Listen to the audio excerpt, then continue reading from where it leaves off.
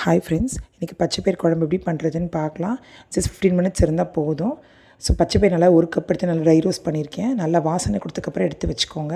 அடுத்து ஒரு ப்ரெஷர் குக்கரில் 2 ஸ்பூன் ஆயில் சேர்த்து பட்டை, கிராம்பு, ஏலக்காய் சேர்த்துக்கோங்க.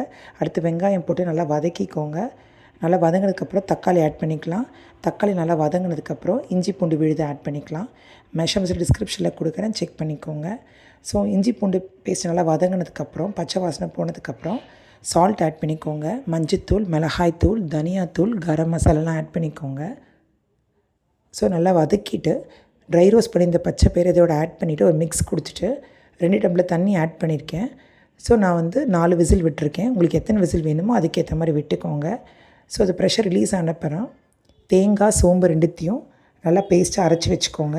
அந்த அரைச்சி வச்சுருந்த பேஸ்ட் இதோட ஆட் பண்ணிவிட்டு ஒரு 2 to 3 மினிட்ஸ் நல்லா பாயில் பண்ண விடுங்க.